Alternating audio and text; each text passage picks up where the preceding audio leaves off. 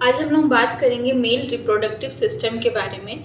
Male reproductive system को हम लोग केस के ज़रिए समझेंगे, केस 1, केस 2 एंड केस 3। ठीक है, केस 1 को हम लोग समझते हैं कि एक कपल है, ठीक है, और 1 ईयर से वो बेबी प्लानिंग कर रहे हैं, बट बेबी कंसीव नहीं हो रही है। ठीक है, प्रेगनेंसी सक्सेसफुल नहीं हो पा रही है, बट 1 ईयर से अगर आपने ट्राई किया है और नहीं हो रही है तो मे भी कुछ प्रॉब्लम हो सकते हैं, इसलिए नहीं हो रही है। ठीक है, बट उस 1 ईयर में आपने अनप्रोटेक्टेड इंटरकोर्स किया है, उसके बाद अगर नहीं हो रहा है तब आप गायनेकोलॉजिस्ट के पास जाते हैं। ठीक है, गायनेकोलॉजिस्ट के पास जब आप जाते हो तो दोनों का ही टेस्ट होता है, मेल फीमेल दोनों का। फीमेल का टेस्ट आपको ऑलमोस्ट पता ही होगा, ठीक है, क्योंकि गायनेकोलॉजिस्ट जो है वो इंडिया में बहुत ज़्यादा पॉपुलर है, बट एंड्रोलॉजिस्ट जो है वो पॉपुलर नहीं है, जो कि मेल रिप्रोडक्टिव सिस्टम को देखती है। तो जब आप जाते हैं गायनी के पास तो मेल फीमेल दोनों का टेस्ट होता है। तो मेल में आपका स्पर्म टेस्ट होता है, ठीक है। तो यहाँ पे मैं 2 रिपोर्ट आपको बताऊंगी, ठीक है, ओलिगोस्पर्मिया एंड अजोस्पर्मिया। अगर ओलिगोस्पर्मिया आया है रिपोर्ट में, इट मीन्स आपका स्पर्म काउंट लो है, ठीक है। अगर अजोस्पर्मिया आ रहा है, इट मीन्स आपके स्पर्म में एब्सेंस है, स्पर्म है ही नहीं, ठीक है, 0 है, नहीं के बराबर। तो अगर ओलिगोस्पर्मिया है, स्पर्म काउंट लो है, तो इसमें चांसेस है। तो आप एंड्रोलॉजिस्ट डॉक्टर के पास जा सकते हैं। अगर एंड्रोलॉजिस्ट नहीं मिल रहे हैं तो यूरोलॉजिस्ट के पास भी जा सकते हैं, ठीक है, क्योंकि इंडिया में एंड्रोलॉजिस्ट इतने पॉपुलर नहीं है जितने की गायनेकोलॉजिस्ट है। तो ये मेल का गायनिक वर्जन इसको समझ सकते हैं, ठीक है। यूरोलॉजिस्ट डॉक्टर के पास भी आप जा सकते हैं, लेकिन इस सिचुएशन में क्या है कि अगर नहीं हो रहा है तो इसमें कुछ और भी प्रॉब्लम हो सकते हैं, जैसे कि इनफर्टिलिटी के सिचुएशन में इरेक्टाइल डिसफंक्शन, ठीक है। इरेक्टाइल डिसफंक्शन क्या होता है? अगर इरेक्शन सही से नहीं हो रहा है तो उसको इरेक्टाइल डिसफंक्शन बोलते हैं। बट इरेक्शंस क्यों नहीं सही से हो पा रहा है? हो सके कुछ बीमारी हो, जैसे कि डायबिटीज़ है या फिर ज़्यादा स्ट्रेस ले रहे हैं, तो इस वजह से भी नहीं होते हैं। या सेक्सुअल डिसफंक्शन है, अगर सेक्सुअल डिसफंक्शन है तो वो सर्जरी के थ्रू ठीक किया जा सकता है, ठीक है। तो आप यूरोलॉजिस्ट के पास भी जा सकते हैं, एंड्रोलॉजिस्ट के पास भी जा सकते हैं। अगर आपको एंड्रोलॉजिस्ट नहीं मिल रहे हैं तो यूरोलॉजिस्ट के पास भी जा सकते हैं, ठीक है। तो ये दोनों ही केस में अगर ऐसा सिचुएशन है, हो सके कि आपका स्पर्म काउंट लो है या फिर इरेक्टाइल डिसफंक्शन है, ठीक है, या सेक्सुअल डिसफंक्शन है जिस वजह से नहीं हो रहा है, ठीक है। इसके अलावा आपके बॉडी में टेस्टोस्टेरोन हार्मोन की कमी है, ठीक है, हार्मोनल इम्बैलेंस भी होते हैं, तो हार्मोनल रिप्लेसमेंट थेरेपी भी होती है, इससे भी वो ठीक हो सकता है, लेकिन उसके लिए आपको सही डॉक्टर के पास जाना जरूरी है। तो गायनी ही आपको रेफर कर देगी कि आप उस डॉक्टर के पास जाइए और अपना ट्रीटमेंट करवाइए, ठीक है। मेल के केस में होता है, बट प्रेगनेंसीज में क्या होता है ना कि इंडिया में अधिकतर फीमेल को ही बोला जाता है कि आप में कुछ प्रॉब्लम है, इशू है, जिस वजह से नहीं हो रही, बट मेल अपना चेकअप जल्दी नहीं करवाते हैं।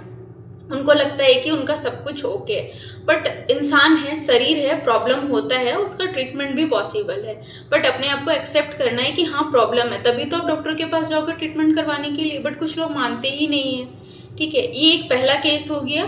फिर दूसरा केस आता है कि अगर एक कपल है, ठीक है, उनके 2 बेबी है, अब वो मेल कॉन्ट्रासेप्शन का यूज़ करना चाहते हैं। फीमेल कॉन्ट्रासेप्शन तो पता है, माला N माला D, ठीक है, टैबलेट लेती है, सर्जिकल प्रोसेस होता है।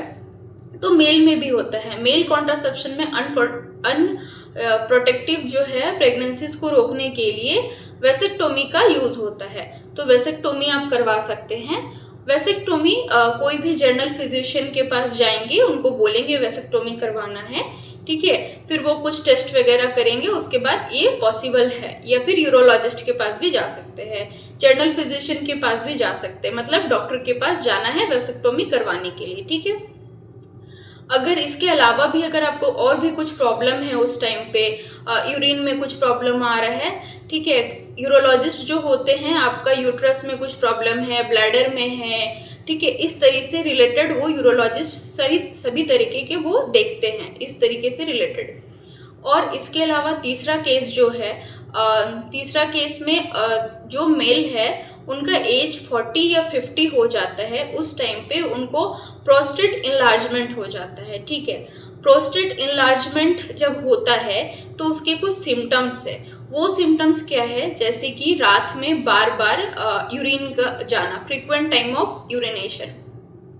इसके अलावा जब आप यूरिन पास आउट करते हो तो आपका ब्लैडर पूरा खाली होना चाहिए, बट उस टाइम पे आपको फील होगा कि आपका ब्लैडर पूरा फुल है, आपको फिर से यूरिन जाने का ये हो सकता है। ठीक है, तो ये, और फिर जो यूरिन का फ्लो है वो भी कम होता है। ठीक है, इसके अलावा आपको कुछ और प्रॉब्लम भी हो सकता है, जैसे कि इचिंग हो रहा है या फिर स्वेलिंग हो गया है। तो इसका आपको जनरल फिजिशियन के पास आप जा सकते हैं, और जनरल फिजिशियन जब आपको रेफर करते हैं कि एंड्रोलॉजिस्ट या यूरोलॉजिस्ट के पास जाइए, तब आप उनके पास जाते हैं, बट पहले आप जनरल फिजिशियन के पास जाके अपना ट्रीटमेंट करवा सकते हैं।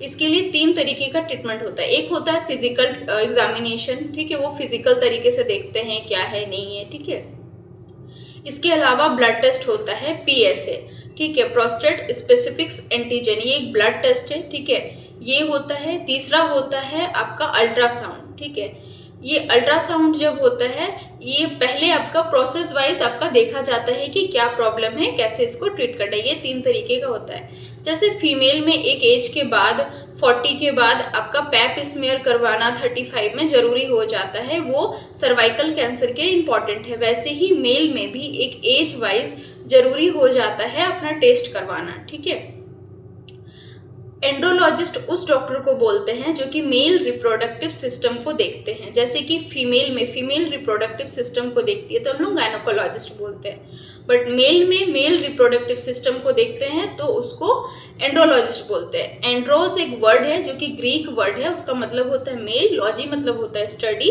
और जो फिजिशियन इसका चेकअप करते हैं उनको हम लोग एंड्रोलॉजिस्ट बोलते हैं। बट इंडिया में इतना पॉपुलर नहीं है एंड्रोलॉजिस्ट, बट आपको इस तरीके का अगर सेक्सुअल डिसफंक्शन से रिलेटेड कुछ प्रॉब्लम हो रही है तो फिर आप एंड्रोलॉजिस्ट डॉक्टर के पास जा सकते हैं, और अगर नहीं मिल रही है तो यूरोलॉजिस्ट के पास भी जा सकते हैं। ठीक है, और अगर आपको इन फ्यूचर अपना स्पर्म जो है प्रिजर्व करना है और बाद में IVF ट्रीटमेंट करवाना चाहते हैं तो भी आप एंड्रोलॉजिस्ट डॉक्टर के पास जा सकते हैं।